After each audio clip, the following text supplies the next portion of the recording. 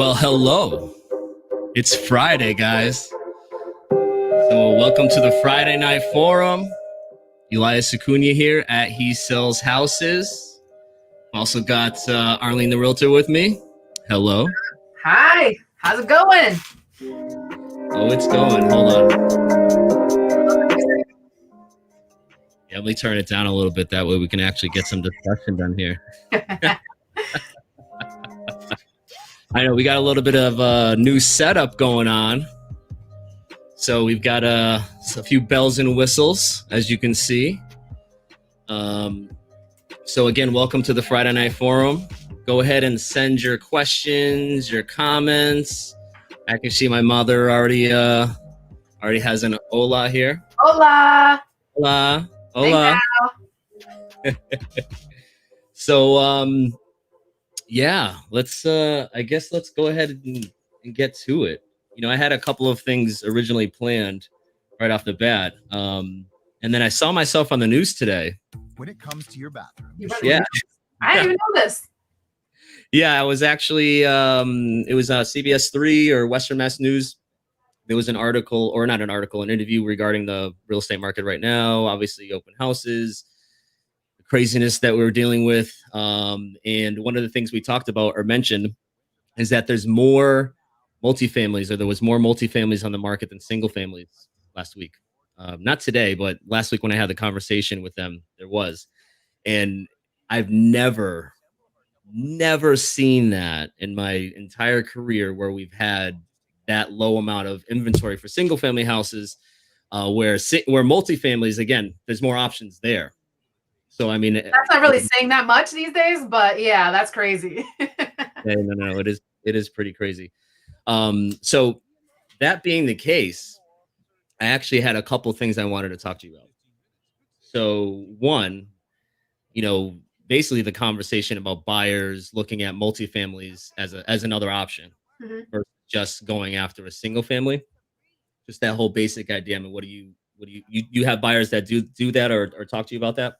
Oh yeah, all the time. So I just had a first time home buyer class last week, and I did get a lot of questions about multifamilies. And obviously, as an investment opportunity, getting help with a mortgage, that seems to be huge. I actually tend to, I try to draw out why people want to get a multifamily. And most of the time it's because they want that extra income. And I'm able to actually convert them to single family sales because they realize they don't want to be a landlord after I talk to them. Now it's like, we got to look at both options here. I mean, I actually have a few clients now looking at multifamilies, and that's pretty much all I've been seeing the past few weeks are multifamilies. Yeah, I got a couple of different buyers who are basically doing the same thing. They're going between single families and multifamilies because they're looking at Springfield, and the options, are so wide in terms of what you can get. So, in order to have as many options as possible, again, single families versus multifamilies. And especially with that multifamily, like you said, you've got that extra income, and you could potentially use it, as a stepping stone to then get into your single family. I actually did that for my first house. We bought me, my wife, and actually, hold on, before I even continue this, hold on, let me show you something here. I gotta show everybody. We got a new addition here. We've actually got the April cam. April cam. Wave, April. Hi. I love it. She's behind me, and she was behind me at the last stream. So we got her own camera in case she needs to make an appearance. She's just keeping you in check over there, making sure you don't while out. Yeah. So here's one I actually, my dad either mentioned this: the multifamily allows for double space, don't need to use as a multi. Yeah, that is true. We actually see a lot of people that will convert that multifamily into a single family house. So it's this idea, you may have heard of the house hacking, right? House hacking, right? So there's a couple different options you have with this. You can go ahead and use that multifamily as a stepping stone to get into your single family, or then convert that to the single family, right? And the great thing about the multifamily is that you can get into that low down payment, right? As a first time home buyer, and then go buy your single family with another low down payment owner occupied loan. And now you've got two properties, including an investment, which you were able to get with that low down payment. I'm also coming across a lot of multifamilies that used to be single families, and it's a matter of literally knocking down a couple walls to convert it back into the single family. So it's still low inventory, and we're going to have a hard time anyways, but there are definitely more options to look at. You got to look as many options as possible. For sure. All right. So,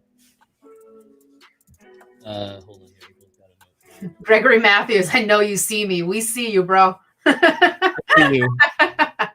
Yes, we got our hot topic over here. He was actually had commented on the post, I believe, when I mentioned it last week on Facebook about us having again more multifamilies than single families. In the years past, we'd have 300 or 400 single families on the market and just over 100 multifamilies. Whereas last week we had like 75 multifamilies and somewhere in the 60s, for these single families, which again just shows you, how crazy it is out there for buyers, and there's just a ridiculous amount of Yeah, and to add another layer to that is a lot of these multifamilies have tenants in them. So I have FHA buyers trying to buy houses, and they have to remove a tenant, which it's very hard to do these days unless the tenant's willing to go or you cash for keys. So I actually, on top of having a limited market, I have to limit it even more because they're occupied. Yeah. No, I mean, especially with everything that happened last year and, moratoriums on evictions, it's definitely tough to, find a property that is available with an empty unit. Yep. Right? Especially with that owner occupied loan, you got to buy it with the empty unit. And if it doesn't already have the empty unit, now you got to rely on the seller to hopefully vacate it or make some sort of agreement with the tenant. We've seen cash for keys. We saw that a few situations where the landlord was able to offer money and the situation worked out great for everybody. We've also seen other situations where the landlords can't get them out and or they don't want to push the person out and they want to make sure they have enough time, which is understandable, especially when you have a tenant for long term. You build a relationship with them, and obviously you don't want to. Or they want to leave. They're okay with leaving, but they have nowhere to go. Let's talk about that problem. That's a lot too, because there's people who are motivated to make that move, but like I said, they just don't have the option. Yeah, just can't find a place. There's low inventory everywhere. Yeah, even for rentals. Not just houses. Rentals are low too. All right. So my mother actually put a question on here. When financing, will they count the rental? So they actually will partially count the rental income when you're buying a multifamily house. So if your purchasing power actually goes up with a multifamily, because again, they're going to count that potential income. So for example, you'll qualify for 200 for that single family. You might be up to 220 or 225 with a multi. Or even more, depending on what the potential rental is. What I'm coming across, go ahead. Sorry. No, go ahead. I would say what I'm coming across as low market rent. I'll have a multifamily. It's beautiful, listed correctly, but the rent of the tenant is way low, and you have to take that into account when you're purchasing this property, and you have a $200,000 mortgage, but the other person's only paying like $750. I came across one that the tenant was there like 35 years and they never increased the rent. And it'll help pay the mortgage, but you can't accept the tenant and then increase their rent, double their rent, the next month. That's, you'll have to evict them if not. But I'm coming across that a lot, actually. I've seen that a lot. What happens is, a lot of times those landlords are, they've got a good tenant. Right. So they don't want to make the situation unaffordable. And then now the tenant leaves. They'd rather make a little bit less with the tenant that they know that they're comfortable with, or the tenant that they know. Right. I definitely seen those situations. Yes. It can be difficult, especially with that really low rent, because that could have, potentially, prevent certain buyers from even buying that house because the current rent in that house isn't high enough to then qualify the buyer. All right. True that. So here's another one: classes for landlords. There are actually classes for landlords. Just like first-time homebuyer classes, the city of Springfield actually offers some homebuyer education, including landlord classes. Don't they for FHA have to take the landlord class if they're getting a multifamily? Isn't there a? You know what? They might. I know with the grant with Should the know multifamily, you have to do it. For the grant, that's what it is. It's a Yeah. grant that you would have to get the class done. Yeah. So again, imagine that, everybody. You can use a low down payment loan to get a multifamily house, and then use a grant on top of that to potentially cover your down payment or most of your down payment. And then now you live there for however long you need to then now have that as an investment property. And again, move on to that single family and use that income now for those 2 units potentially, or 3, depending on the 3 family, to now pay that mortgage on the single family. Which brings up a good point to anybody watching that's wanting to purchase. Springtime is coming, which means a lot of lenders are going to start coming out with their grants, and it's gonna be a fun season. Yeah. So we're probably gonna do a grant find episode or something, just going over grants. I know you had posted something this week, trying to collect updated information from lenders doing grants. I know there's like a $15,000 grant coming up. Yep. City of Springfield's doing $4,000. You do have to be income eligible, obviously, but it's a great opportunity, especially now with the competition. And if you need closing costs from the seller, it's tough. And if you can use this grant to cover that, that'll be your key to success. Yep. All right. Okay, so I'm actually going to move on to another topic. What you got? That way we can try to keep this to an hour. I know sometimes we just want to keep on going. All right. Talk all night. I know. Yeah. So one of the things I actually mentioned, or I did a video about, was about vacant houses. So I just vacant house nightmares. I wanted to mention. So we've had situations in the past where I was on a buying side, and seller forgot to keep on those utilities. Oh yeah. Months. Yes. Sometimes people forget that when they're not living in a house, they still have to maintain and pay for those utilities. I've had to call a fireman twice in my career for busted pipes for them to get out the water. Yeah, I've seen a couple of situations like this. So, I mean, I went for a showing one time to a house, and there was like 2.5 feet of water in the basement from broken pipes. I actually was on the buyer side of a purchase of a 2-family where the seller forgot to put the utilities on in one of the units, just had it on in one unit instead of both. Figured that was sufficient. Didn't work. We got a call from the fire department, or they got a call from the fire department that there was ice coming out of this second floor window. Oh my God. It burst. It had was going out through the window, and then it created like an ice dam coming down. So it was pretty crazy. So if you're selling a vacant house, make sure you keep on utilities. I was showing a multifamily once, and I could hear like this rush of water, and it was unfamiliar. Like this, I could hear it. I opened the back door, and right to the left were the stairs to the basement. I went to take a step down, and I immediately noticed it was water. It looked like glass. It was it looked so pure.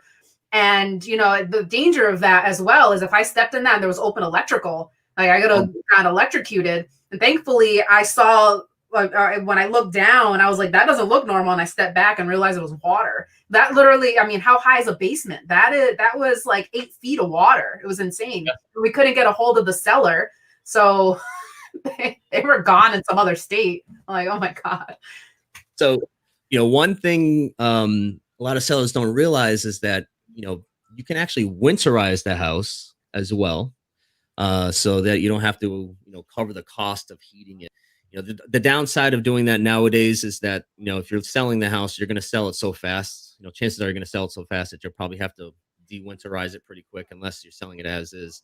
But yeah, that is an option, so that we don't have to worry about covering those utilities. is I the do have something I came across today that was kind of scary to me. I was showing some multifamilies, and instead of having the heat on, they had space heaters everywhere in a vacant house, and not new space heaters. These were old. And I'm like, and I'm talking to my buyer, I want to sell houses and I want to sell her a house, but I'm like, this is sketchy to me. I'm like, I don't trust this situation.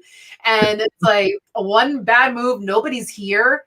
I mean, anything can happen. So don't do that, please. Yeah. And if you're the buyer making an offer on that house, Yep. you ask for them to turn on the utilities for inspections, appraisals, and that it's all kept on, until closing. Everything is negotiable, and there shouldn't be any reason why you can't get that on at least for an inspection. And you don't want this, the seller really leaving the house that way while you're waiting for a closing, because what if the pipe does break right before close? Yeah. Now you're gonna delay Or what if the house burns down right before close? I mean, it's still on them, but you wasted all this time getting a house that's gone. Yeah. Yeah. Space heaters can be expensive too. Just look at that. Space heaters are expensive. Yeah, and it was in Springfield too. Like if it was Chicopee or Holyoke that has their own independent, there's cheaper electricity. But yeah, I saw that and I'm like, this is just not happening today. That's better. All right. It had knob and tube wiring too, so I'm like, that makes it a little even sketchier to me. All right. So a couple of other things I want to talk about. Loan types. Loan types. Right. And I think we had actually kind of touched on FHA last time. Yep. But just wanted to kind of go over the stuff again. We've got the low down payment loans out there for buyers, but what does this really mean for the seller, right? So that down payment amount doesn't really mean anything for the seller. If you think about it, right? Deposit is what's important. And I think sometimes people forget that. They think, oh, you need to be putting a ton of money down in order to be a strong buyer. Not necessarily, especially with, a VA loan or, other types of loans that are out there that are low down payment or no down payment, for a certain segment of buyers. Again, that doesn't necessarily mean that they're not a strong buyer. So, putting down, where the deposit is, that's what's really going to be effective or important to the seller, right? So a couple of the other things that I was thinking to myself, what are the things that the seller has to keep in mind depending on which loans that we're dealing with, right? Yeah. Is there anything that you can think of? Oh yeah, of course. I mean, I pretty much specialize at FHA. That's like most of my buyers are first-time home buyers. That is probably the easiest loan to qualify for. And I mean, these days I do try to get them to convert to conventional. And the biggest reason is the house has to meet certain criteria with FHA. It has to be pretty much move-in ready. But if you're a seller and your house is pristine, it doesn't really matter what loan type you have, it'll pass. And it'll likely pass the appraisal. And if it doesn't, it's probably something minor, like a hand railing, just a little bit of chipping paint or something. But yeah, it's about the quality of the house. Yeah. So with FHA, the only real concern for sellers is that condition, right? That's pretty reasonable to say. Now, what about VA? VA is similar to FHA. Needs to meet certain criteria. There is an additional criteria. Well, it doesn't necessarily fall on the seller, but a lot of times it does. The termite. Yep. Right? Yep. So, that's another thing that a lot of times people forget is that with a VA loan, the buyers can't pay for that termite inspection. Now, it doesn't necessarily say that the seller has to pay for it, though in our standard offer forms that we use, I'm pretty sure we've got the verbiage in the seller to pay for the termite, right? If it's a VA loan. But even that's negotiable, right? But the seller still should understand that that's something that they're going to have to take care of, or they may need to take care of. That's paying for the inspection, right? Which is different than the standard of seller having to do up to $1,000 on termite treatments and repairs. Yep. It's this additional little, $100 that they're going to have to spend, which, hey, they're doing it on behalf of a veteran. So it's a good thing anyways. And then conventional, anything? Oh, well, they can't have any huge safety issues. And there is the line between the conventional and a rehab loan, so Yeah, I mean, I've gone into a ton of houses that, it was that fine line. I was like, you might need a rehab loan on this, you might not. But yeah, from what I understand, and I've never had anything really pop on a conventional loan. So I was just told by the appraiser, they just look for major safety concerns when it comes to that loan type. Yeah, pretty much it just comes down to making sure those utilities are on, right? No major holes in the roof. Yeah. There's no conditional requirements like we have with FHA, but obviously you have to have an operational house. Yes. There's a line at some point, even though that line is gray, maybe not even a line, more of like an area that's gray, because I've seen some houses where I'm like, there's no way this is going to get financed. And then it does. And houses that I'm thinking, like, yeah, there's no problems here. And then they're picking apart all these little things like have nothing to do with the actual value or structure. That's a great point that you make, though, because I get asked all the time, like, will this pass? Will this pass? And I'm like, well, based off my experience, like a lot of this stuff, we don't know, like every appraiser is different. Every house is different. Everything is so different. So we don't know exactly what's going to pop. I mean, there's houses that I have FHA and I know there's peeling paint and it doesn't even get called. But I make sure if I see it, I make sure that the agent and the seller are aware this could be an issue and try to get an agreement beforehand in case it does pop at the appraisal. But especially these days with COVID, a lot of appraisers, I've had some not even go in the house and rely on pictures. So they're probably a little more lenient now than they ever have been. Yeah, I had a few houses, last year that, I had a list of items that I had prepared the buyer for, had the seller ready to do, if it came up, and then nothing. And I was very surprised. Oh, yeah, we're always surprised. Yeah. And, it does make you think on a couple situations where you're looking at a house and you're like, based on my experience, there's no way this is going to pass. Yeah.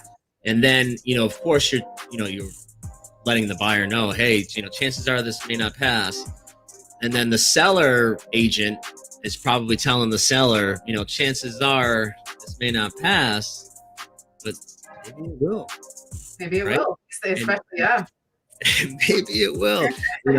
And I think what I would say is, if you're a seller and you're not getting the price that you want for the house, right, and you're concerned about FHA issues, you got an FHA buyer that comes along that's giving you the price that you're looking for, it may be worth the risk, right? You can always pre-negotiate repairs, right? Say, hey, we'll agree to do up to X amount in repairs if something comes up with FHA. That way you're not locked into an unknown number, and all of a sudden you get a laundry list of a whole bunch of stuff. Yeah, as a seller, you don't want to say, yeah, I'll take care of any FHA repairs, and then something major pops up and it's going to cost thousands upon thousands of dollars, but you committed. Kind of sucks. Yeah. You got to be very careful with that. Be very careful. When you're on the buyer's side, you want to make it understood that you're hoping that the seller's going to take care of anything that comes up. Yeah. When you're on the seller's side, and you're agreeing to stuff, you want to make sure there's a limit and that it's not like a blank check. Yeah. FHA says you need a new roof and a new heating system. Well, FHA ain't getting this house. Right. I mean, the best we can do on both sides is just prepare the client. It's almost like worst case scenario. We hope for the best, but I want you to know what the worst could be. And I end up saying, I mean, I've had buyers that say, they don't need closing costs or anything. And they wait for the inspection to kind of say, all right, then I want this $5,000 because all this stuff came up at inspection. And it's like, we can play that game, but you can't. Yeah, it's like, that's horrible strategy these days. Horrible strategy these days. And I'm like, you can play that and maybe get a little bit, but you can't expect the seller to all of a sudden be like $5,000 closing costs down or a credit. Yeah, what you got to do is you have to understand the reality of, one, the market that you're in. Yep. And two, how much competition did you have when you got that offer? if you ended up going over just to play the game, that you're going to come down a huge amount for nothing after the inspections. If the seller had 10 other offers or 20 other offers, why would they come down that much on the price? Unless we're talking about major issues that are going to come up with anybody. Heating system doesn't work. Okay, all right, that's a different type of scenario. I had a buyer want to come down like 50,000, and I'm like, after an inspection, I mean, some pretty major things popped up, but I'm like, they're better off for the seller strategy. They're better off relisting it $10,000 less than they had it listed for, and trigger new people than to take an offer or a $50,000 reduction. So that strategy maybe like 10 years ago would have worked, but definitely not working these days. Yeah, I mean, I can't say I haven't used that strategy with some people in the past, but yeah, these days it's not happening. I mean, even 5 years ago, I mean, I've been doing this 5 years, and when I first started, we could play that game a little bit. The inventory was a little better, and all that, but now that's not happening. Any kind of credit. I've had sellers just flat out, we're not doing anything. And if you ask, we're just going to go to the next one. Yeah. Another thing that I see is, with some of the houses that have been kind of sitting a little bit longer, those are your opportunities, right? To get them. Tuesday. Those are the opportunities. I've actually been having more success with finding houses that have been on the market a little longer, and having my FHA buyers look into getting the conventional loan, or even switching lenders to get to a conventional loan if they can't get one with the one they're using, and then go after a house that needs a little more work, nothing crazy, but it's been on the market a little while. It's, so much easier. If something hits the market and you're not ready, you don't have the deposit or the right type of loan, forget it. Now, the other thing that some people don't realize is that FHA, you've got these conditional issues or limitations, right? But there are FHA products, that are available that can kind of get you around this. We've got the rehab loan, right? And then we've got you can do a holdback for some repairs, right? So if you are in a situation where you just physically can't get the work done, you may be able to negotiate something where that the seller credits the money, or even the buyer has the money, puts the money up in order to cover the repairs after the closing. So there are a few options out there. Again, makes it a little bit more complicated, and sellers are looking for a clean situation here. But if you have the opportunity for a certain property, or again, you're looking for another option for a seller, maybe you can open it up to FHA buyers, for a house that needs a little bit of work, by going down one of those roads. All right. Anything else you wanted to add about loans in general? We didn't talk about rehab loans. Those are the fun ones. Yes. Those are my favorite. Totally being sarcastic. So, I mean, I can't even think of how many rehab loans I've done. I've got a dozen. I've tried a few that did not work out. The biggest issue that I've come across is finding the contractor and getting the itemized quotes and all that. And I've gotten that far, and then the contractor would back out, and the seller is not patient to keep them. I've had rehab loans last 6 months and fall apart. It's like, it's not fun to work with them. Yeah, I've had a couple that didn't go through because, again, contractor situation. That's like you said, that is always the number one issue in coordinating the rehab loan. Getting a reliable contractor that's going to get you the estimates in time, and it's okay with doing a ton of paperwork. Yep. Or a job they're not 100% sure they're going to get, right? Because you still got to close the loan, you still got to close. There's a number of things that could happen that could then prevent them from actually getting the job. And then all this time you're waiting for the quote. If they get the quote a month later, or whatever, and it exceeds the loan limit of the buyer, that's fun too. We only expect $25,000 worth of work, and it comes at like 50. Kind of messes up everything. Well, the other thing is sometimes it's just because it goes over, they're concerned about it like an appraisal, right? So sometimes buyers, hey, I don't want to, or the estimate's too much because it's not going to appraise. But with FHA, the 203K loan, you can actually go to 110% 10%, yep. of the after repair value. Right? So, again, if it's, let's say it's a $200,000 house, you can go up to 220 and it only has to appraise at 200, right? So you kind of have an extra $20,000 to play with in order to cover repairs.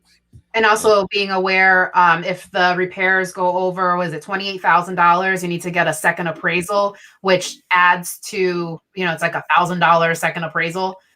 So knowing the upfront costs, they're expensive loans, but they can, they fix up houses and it can be a great thing for you, especially these days. Yeah, there's definitely more upfront costs. You have the HUD inspector that has to come through, which is separate from your inspector. That's like another grand there. But it's all done to make sure that the estimates are good, to make sure that everything you're doing is right. I tell people, hey, if I was handing out $200,000, $300,000 to somebody, you believe I'd be asking for a lot of stuff to make sure that this is good and that, we're not going to have any issues and that the house is going to have the value and that I'm going to get paid back. That's funny you say that, though, because when a buyer's going through the process, especially a first-time home buyer, they're wondering why the hell they need to give all this paperwork, all this documentation. And I'm like, listen, if you were giving out $200,000 to somebody, wouldn't you want to make sure they could pay you back? And immediately they're like, I guess you're right. And I'm like, so they're going to take everything they can except your blood. I'd ask for more than what the bank asked for. Yeah, right? I want fingerprints. I want your firstborn. Facebook login. Yeah. Email account. That's so true. Don't ask me for money because you won't meet my criteria. That's funny. But, the other thing I want to point about that rehab is even though it is a little bit more cost, it opens up your options. Yep. Right. So just like we said about those two families, because we've got such limited inventory, by having the tool belt, the additional tool in your belt to say I can do a rehab loan or I even will buy a multifamily. Now you've got even more properties to choose from. And I think not much more, but there's more. Yeah. I mean, let's be real now. No. Well, you'll get limited guys. And the other great thing about that rehab loan is, if you buy, you've got two houses next to each other. One is needs a bunch of work. The other one is fully redone, right? Now that rehabbed house that's already redone, if you go to buy that, you're going to pay top dollar for that, right? You're going to pay top of the market, especially today. You're probably going to pay over the asking price. And you're paying that top dollar for someone else's choices when it comes to finishes, whatever they chose in there for the style, layout, whatever it is that they did. You're paying top dollar for that. Now, the other house that needs work, you could do the rehab loan. Now, you might have some initial cost up front that it might be a little bit more, but you're going to get to choose all those finishes. You're going to make all those choices. There's a whole lot of value in creating, the house that you're going to be living in, creating the space that you're going to utilize. In some cases, in many cases, that house with the rehab loan, you can get into it for less than the fixed up house that you're paying, for somebody else's choices. So, you might be in a better position just to go with that rehab. And it's extra time, but like you said, deal with some stress. Yeah, get ready to deal with some stress and a little bit of extended timeline. But especially if it's going to be your forever home, that might be worth it. Spend an extra couple months trying to figure out your house and put the fixtures in that you want and that might benefit you. Yeah. Yeah. Totally agree. Why not? Just know they're a pain in the ass, but I'll work with you on them and we'll go through it together. Maybe cry a little bit. Maybe cry a little bit. Yeah, cry a little bit. Yeah. I'll be with you though. Let me, oh, what did I just do? I thought I lost you for a second there, but I just closed down my window. That was it. Everything's All right. plugged. We're good. So we can either keep going or we can play some games if you want. What do you want to Let's do? see what the audience tells us. What do you want us to do? Got what did it Yeah. sell for? You're gonna try to stump me? I did pretty good last time. I was on point on some of those. I was maybe off a little bit. Mm-hmm. And again, he doesn't go over any of this with me. So I do this on purpose. do this on purpose. Try to stump me and make me look stupid, but I will prevail. All right, hold on here. If I shut off my camera, that means I don't I feel stupid.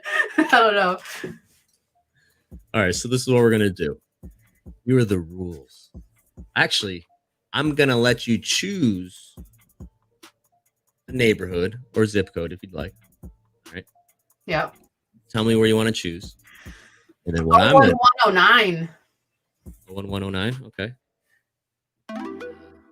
Oh, Go ahead and put that in here.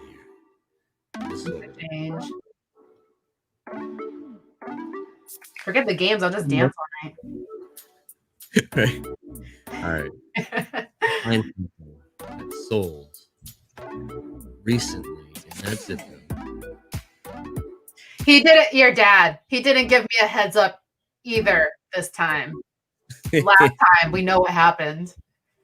All right, so here's the game. So you chose the area. All right. Mm-hmm. And I'm going to describe the house, everything I can about this house, without giving you the address. Okay. Let's do this. I want you to guess, what did it sell for? Okay. Is that the name of the game? What did it sell for? What did it sell for? That work? Yes, it does. Perfect. All right. And we can do this one of two ways. We can I can give you multiple choice. Oh, or you can just take a guess, and if you're within 20 grand, you got it right. that's a big span. Let's do a 10. I think I can get it within 10. Do that? All right. Maybe I shouldn't have said that because now that's gonna. I mean, this is gonna be tough. Be tough. Okay. Was it our listing or a buyer? No, you're just picking randomly, right? Okay. It's not one of the company listings or buyers, right? It's just a random. Over any addresses. I'm not telling you what the properties are. Well, your dad's asking. All right. Our listing. Oh, I know he's asking. You asked. All right. Go in the MLS. Look at all our properties to see which one I'm describing. I have no. Look, I'll go like this. I have nothing. I'm not touching anything. I do have full disposal of the internet though, but I won't touch anything. All right. I'm not a cheater. I'm going to start with an interesting one. Okay. All right. Okay. So, Hill McKnight, 1109. So there's no water or electric. It was an as-is sale. Possible water damage. 10 rooms, 4 bedrooms, 2 baths, over 1,600 square feet. The agent had never been inside. There was a list of code violations. And this sold in September of last year. Do you have a guess? 74.9. 74,000? 74.9. 74.9? Now this is your final answer or what? No, wait. This is Hill McKnight. 01109. No electricity, no water. Can we do an inspection? They don't. Are they allowing an inspection? Doesn't say. Possible water damage. Yeah, Agents never been inside. Oh shit. Excuse me. I'm gonna bring it up to like 84.9. 84. That's your final answer? Yeah.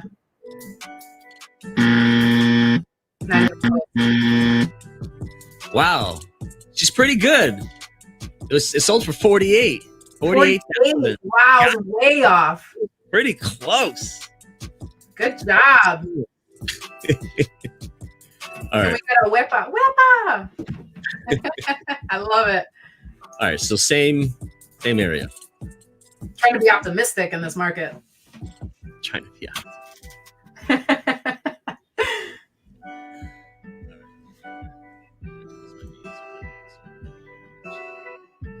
See what I got going Those on. old ones are tough though. I was thinking like you're gonna tell me like granite countertops and Oh, I got new one. hardwood floors and Okay. So 15 minutes could save you This is enough. 15% or more. I don't want to say 50%. Come on. Yeah, that's no, this is from one of his unpublished works. excuse me.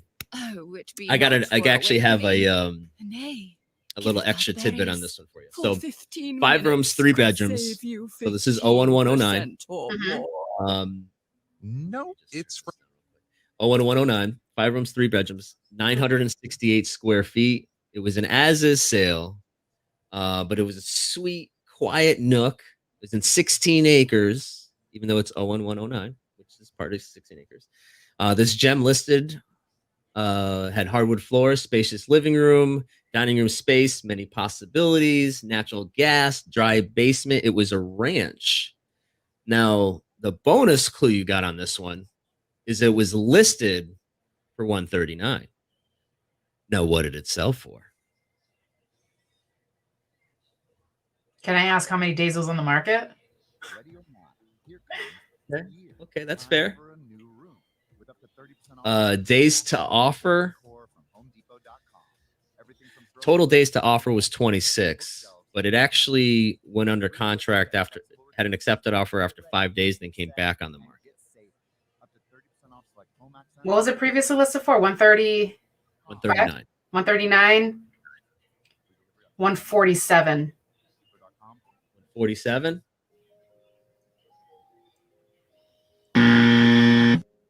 Close. Actually, hold on. What did we say the rules were? Within Within 10, it's sold for 153. Oh wow, that's not. Yeah, I was gonna say 150, but I'm like, it hit the Right. market again. Wait, timeout. Did they get closing costs? Oh, ooh. Ooh, Well, hold on. Do you want to answer that? Or you just want me to tell you? Actually, What did there's that say? did they get closing costs? If they did, what, 4 or 5 grand?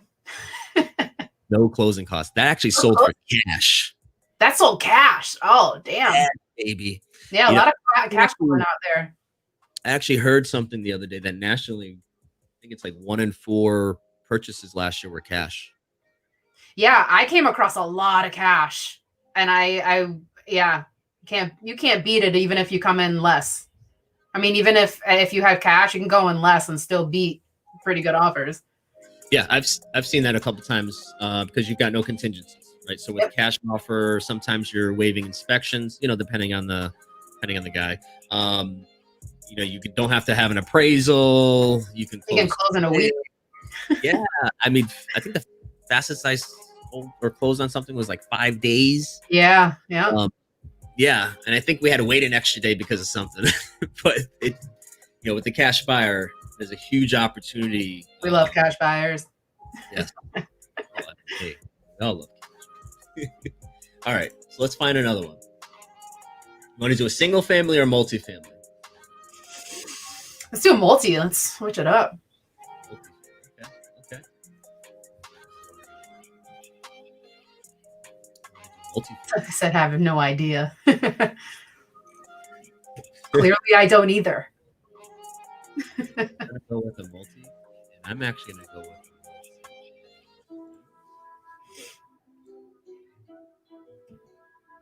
Tell you the area. Once I pull it up. I'm not telling you. Uh-oh. All right. So, got ourselves a 2-family, Mhm. 0119, so same area. Beautifully renovated 2-family, perfect for an owner occupant. Had all new plumbing, new gas furnaces, new hot water heaters, brand new kitchens, baths, new windows, new carpets, new flooring, new driveway, fresh paint. Both kitchens had butcher block counters, new countertops, vinyl flooring. Oh my goodness, this is nice, spacious. Let's see here. 5 rooms, 2 bedrooms in one unit, 2 bedrooms in the other. Now this actually sold in October. And what's even crazier about this one, I'm pretty sure it sold. It does sound amazing, Chris. It sounds amazing, right? All right, now It's a multifamily, Maria. now here's the clue. It had started at 225. What did it sell for? 242. It was 1 day on the market. What was it? You said how much was it listed for? 225. Shoot. I'm gonna have to say 245.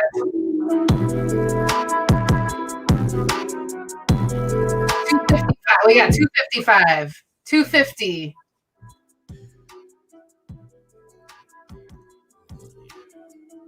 What did it start? 267. We're gonna give you this one. Sold at 240. 240. That's not far off. Yes. I remember this. Any closing costs? No, it was FHA though. Nice. FHA buyer, no closing costs, or at least according to the MLS, there was no closing costs there. All right, now we're gonna step it up. 3 family. 3 family. Credible income potential. Legal 3 family, 14 rooms, 8 bedrooms, obviously 3 baths. First floor has 3 bedrooms, 1 bath. It was vacant. That's huge right there. Mm-hmm. Second floor had 3 bedrooms, was rented at $1,200. The third floor, 2 bedrooms, rented at $950. Furnace was in the unit. All 3 hot water heaters done. Architectural shingles, 2018. Updated electrical, 2-car garage, and lead certificates for all 3 units. Oh, we don't come across that all that often. That's like Unheard of. This is like perfection. all 3 units. What was it listed for? It was listed for $259.9, and it was 7 days.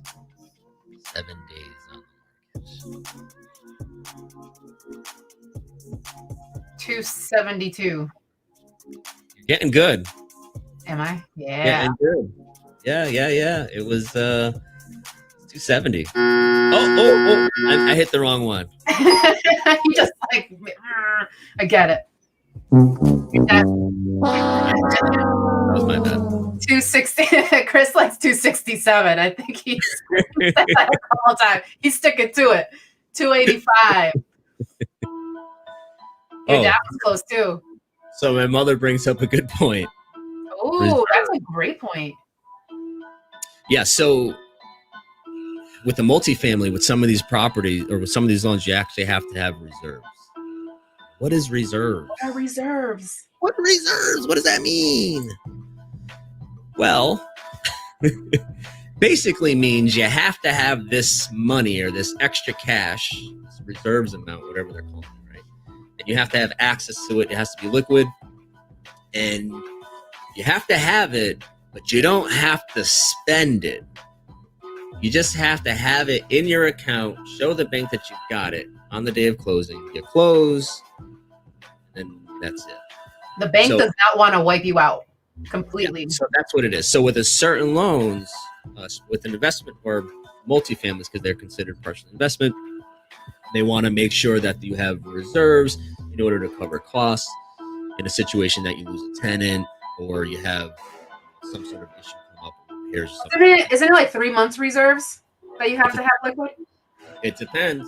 Depends on the situation. And this can come up for a single family as well. That some buyers will need to get reserves as part of the loan in order to qualify for certain rates or whatever it is that they're doing, right? We'll actually probably at some point we'll get a lender on here. We'll talk about more details and some of this stuff. But essentially what it is you've got your down payment. You got all your money you need for closing costs or your expenses, and then if the lender requires reserves, you got to have that on top of everything, and you just got to show that you still have that left over. Right. Excuse me. So that could be anywhere from 3 months. I've seen 6 months before on the reserves. I think the most I've seen is 3 months. Yeah. All depends. But you've been a realtor like 50 years longer than I have, and we're the same age. So you have more experience than I do. And I'm going to get that 50-year pin. Yeah. I'm He's going to get that at 40. 70-year pin. That's what I need. I mean, with how much you produce, I mean, compared to some agents that have been in the business 50 years, you probably compete right with them. Yeah, we got the knowledge, experience. The experience. It's not how many years you've been doing this. It's how many houses you've sold. How many houses you sold? Yeah. No, it's true. It's true. There's I've been in the business 50 years, but I've sold 2 houses a year since then. It's like, yeah, I already beat you on that. I think I don't remember the exact number, but I want to say it was like 70% of agents had done 1 deal or less in the last 2 years. 1 deal or less. How do you do a less? Like a rental? Is that a rental? All right, hold on. Let me pull up another one for you. Did you almost get a sale and it fell through? Like, how do you get a less? A referral. Referral. That's true. Hey, it's a moneymaker. So here's a good one. This is gonna be a tough one. Oh boy. All right. So 01109, again, the same area. This is built in 2019. Mm-hmm. Okay. The duplex. It's got 6 rooms, 3 bedrooms, each unit. 2899. Sorry? Go ahead. No, keep finishing. 289. All right. 1.5 baths each. Great kitchen. Actually, let's see if I can be careful. It's got a deck on the front porches as well. almost 2,500 square feet, 1/4 acre lot. And the buyer was able to make upgrades to finishes and stuff like that as well. Now, you want to just pick a price, or do you want me to give you the listing price? I want to hear the list price on that, because I feel like I'm pretty close. You may be. The listing price was $320. Oh shoot, I was way off. It was, and how long was it on the market?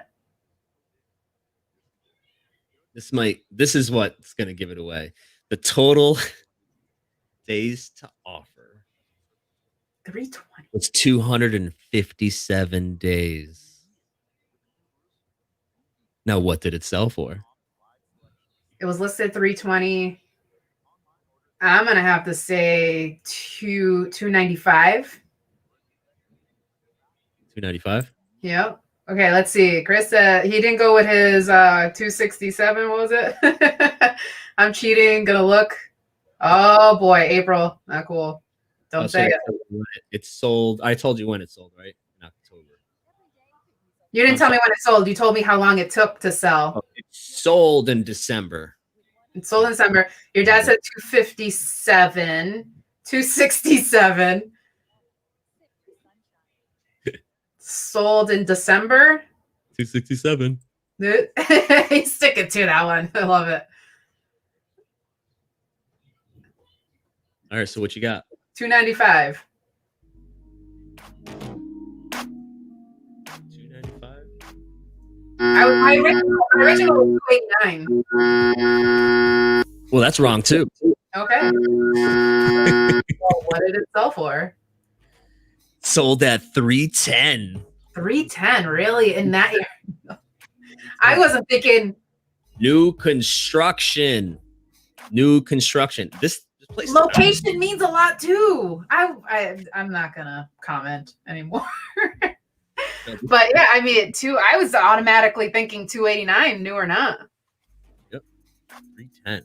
But go Hill McKnight. 10. Bringing up the value. All right. I should we keep going, or should We're at we go on to 55. What else did you have? Well, I had getting ready for the spring market. Enjoy your bacon. Delay that.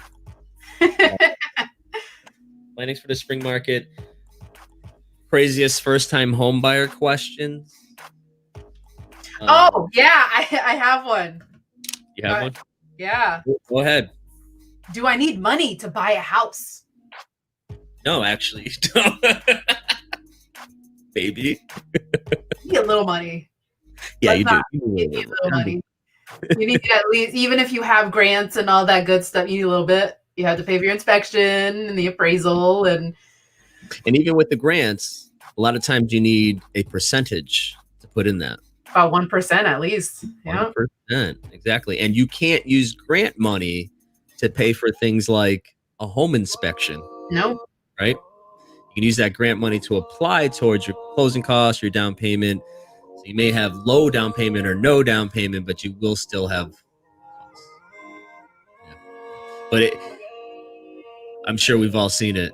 You know, buy it for no money down, no money down. There's always money needed. I mean, I wouldn't even say that's like a stupid question or a crazy question, because people hear that. So if you're not in the business and you don't know that you have these upfront costs, like that really isn't a ridiculous question. It's legit. You have no idea what's going on.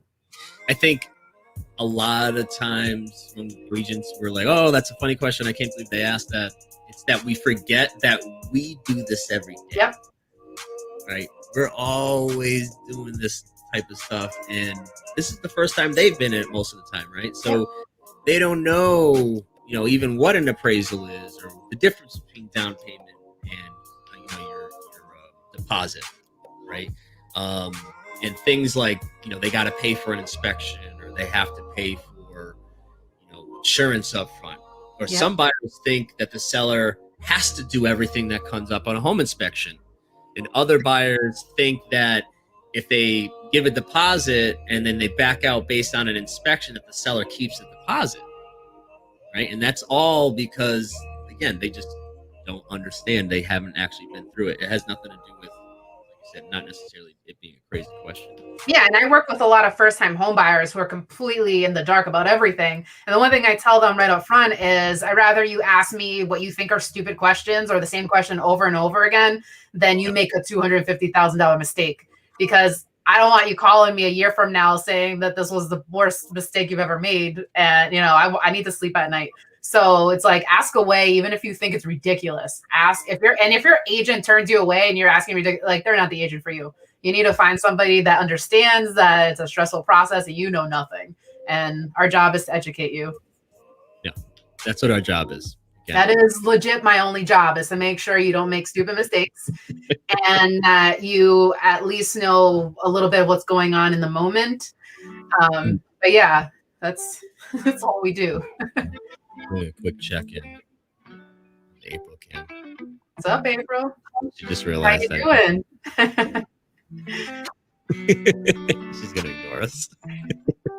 She might hurt you later. What happened to Elias? There was actually something that I saw today that I wanted to mention and get your take on this and see if this sparks any conversation.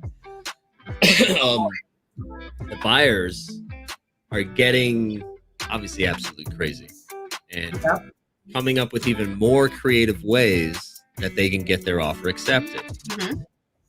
I heard of some areas where buyers are paying other buyers not to make an offer on the house. Oh, that's interesting. I So mean, if you're in a multiple offer situation and you find out who the other buyer is, you offer them $1,000 to take a walk. I'm gonna start making offers on houses and just be like, just start collecting. I'm like, I'll back out. No worries. Now, I don't know all details as to how they're doing this. I saw it popped up from Realtor I think it was Realtor Magazine. And I got to read the article still, but I just saw it this afternoon. But it just got me thinking, right? Talk about being creative, right? Everything's negotiable. Why can't you do something like that? I mean, I Now, can. how they're doing it, if they're telling the seller to notify the other, or they're just putting out the word to the world, like, hey, you trying to offer on this house, don't offer on it. I can totally see in a certain market that really working. And if there's one other buyer going head to head with one other person, and this is your forever house, like I can see people dropping quite a bit of money to get rid of the other buyer for sure. So could we make this a business where we just go making offers in areas? That's what I'm saying. That's what I say. I want to start making offers. I want to start going head to head with people. Be like, yeah, I'll back down. Give me 10 grand. Yeah. Why not? Let's do this. What happened to Arlene? She's making a lot of money going cross country.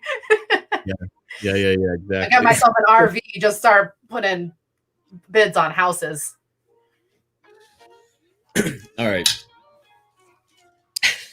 Is that the same as an acceleration clause? Oh no. So you're talking about escalation clause? Yeah, like escalation clause. That's it. She said acceleration, Yeah. So escalation clause. So essentially what that is that a buyer makes an offer and says, hey, my offer is going to be $1,000 or whatever amount above the next verifiable offer up to a cap. Right. Now, there's arguments on both sides of this as to whether or not it works. As a buyer, it could be a great tool to use, but as a seller, you got to decide whether or not this is a tool you want to use, because you could potentially be accepting a lower offer on an escalation clause, especially if you just tell the buyers to make their maximum offer. Okay, let's do this as the example, right? Buyer offers, 210, an escalation clause up to 225. Okay, so their max offer is technically 225, right? But because they put in an escalation offer, they're starting off at 210. The next best offer, right, is 215, right? So the seller, I got two offers, great. We're open to escalation clauses. The escalation clause comes in. The winning offer is essentially 216, assuming they just take the highest offer, right? But if the seller said, no escalation clauses, just give me your best and final offer, that buyer probably would have gone to 225 because that was their max. Yep, that's true. So is the escalation clause really in the best interest of that seller? Or is it really just a tool that benefits buyers, right? So maybe it is the best tool for your seller. But I think, some agents got onto this escalation clause like, hey, yeah, rah, not realizing, hold on, let's look at it in a couple different ways, because this may not be the tool to always use. Maybe it is. And in some situations, yeah, that probably is the way to go. But in other situations, it may not be the way to go. The other thing with an escalation clause is, who's to say you can't counter? Everything is negotiable, right? Yeah. And now you've submitted your offer with the escalation clause with that max amount. I mean, who's to say that the seller can't just come back and say, I want the 225. Yeah, that's true. Sure. You're showing your cards. And the other question is, well, how do you verify what the second offer was? The buyer, right? Well, because how are they going to verify that information with you? Are they going to provide to you the confidential information that the other buyers provided to them? Because I don't know that they have the right to do that. So there's a gray area as to how you actually verify that second offer as a buyer, right? Because how do I prove that the seller didn't just make up another offer to up me up, right? or the agent knows a buyer that'd be like, hey, just throw in an offer on this property at X amount. I mean, it's unethical, of course, but that happens. People are unethical at times, and they could have somebody submit an offer just to get the other offer to be a little higher. Oh, yeah. No, I've thought about that. Yeah. Someone from your office writes an offer. Oh, we got to write an offer. There it is. Yep. How do you verify that? So, again, I think it's one of those things that it could work, also couldn't work. And I think what agents need to do is make sure that they're having that conversation about the pros and cons, and even having the seller talk to an attorney. I mean, again, how do you prove what the second best offer was without providing confidential information that you may not be allowed to give? And as the buyer of the winning buyer, how do you trust that whatever proof you're given is actual solid proof? Mm-hmm. Yeah. I mean, my advice is just go in at your best offer for that property. Exactly. It really, I've used the escalation clause once, and that's when the market first started getting crazy. And when I first heard of the escalation clause, I used it one time, and that was it. I never used it again. I'm just like, you know what? With all this competition, go in at your best for this property and just leave it at that. It's like, you're serious. Yeah. Show them you're serious. This is it. Yeah. Oh, what I'm willing to pay. And then negotiate after the inspections, like $50,000. Oh God, stop. Well, and also what I tell buyers, especially if they're going way over asking price, is there is that potential for the house not to appraise. So if you go over that much, so let's say the house was listed at 200 and they go 225, the house doesn't appraise, the seller will likely understand that they would have to meet the appraisal price, and you're not really overpaying for the property. Well, a lot of buyers now, and I think this is a better tool probably if you can afford it than doing the escalation clause, is offering to pay an amount over the appraised value. All you need. Yeah, if you have the cash, yeah. If you got to be in a good position where you're already covering your own closing costs, and then you're able to show up with additional funds beyond that. But even if it's $1,000, hey, Mr. Seller, or Mr. and Mrs. Seller, we're short on appraisal. If we end up short on appraisal, you put this right in the offer. If we're short on appraisal, we're willing to pay X amount over that appraisal. And that $1,000 we don't want to throw just random numbers out there. Oh yeah, let's say it's a 1,000 or whatever it is. It's better than nothing. Yeah. Right. And if I've seen some people going $5,000, 10,000. I had a property where we had a buyer pay. I was on the seller side. They paid $10,000 over the appraisal price. I had a multifamily where they paid $5,000 over the appraisal price. I have a realtor friend that they lost an offer. It was $40,000 over. Like the house didn't appraise, and they paid $40,000 over. Obviously, they had a lot of money, and they didn't get it. Oh yeah, they bought the house. Okay. Not my friend's offer. They lost to it, but the house sold way more than it was worth, than it appraised for. Yeah. And that's part of that conversation we had last time of value. There's value in use. There's other value besides the what the market's telling you the house is worth. Right? There's value. That person who pays $40,000. Maybe they had a family member on the same street. Yeah. That they were willing to pay $40,000 to know that they were right next to that person, or right in that specific location, or maybe they work right next door, or whatever it is. I've seen all sorts of situations where a house is worth much more to one particular person versus everybody else because of whatever the reason is. People forget there's value other than buying a house. Yeah. There's value in the fact that you live there. Even if you sell it for less than what you bought it for, you still live there. And you can't. Oh, it was a bad. I lost. The house went down $5,000 from when I bought it. Well, if you had rented, all your money would have been out the window, right? What would you have gained then, right? So this, and then at least you have value in you. Good point. That's why it's important as realtors when we sit with somebody new is to know what their intentions are for that property. And every situation is different. There's no cut and dry path for everybody. So if we know ahead of time before you're out in the market, we'll try to get you the best value and what you need. It's not always about price. It's not always about price. Yep. Discussing those versus those wants. Definitely. All right. You know what? It's 8:11. I mean, unless you want to play another game, I mean, we can. What do you think? My kids are quiet, so I got time. Put on a movie, give them some popcorn and hot chocolate, the iPad just in case. All right. You know what? How about this? We'll let you then get some relaxing time at your house without the kids, and we'll wrap it up for now. But thank you, everybody who joined us today. I didn't even mention we're on like 6 different spots right now, all over Facebook. So awesome.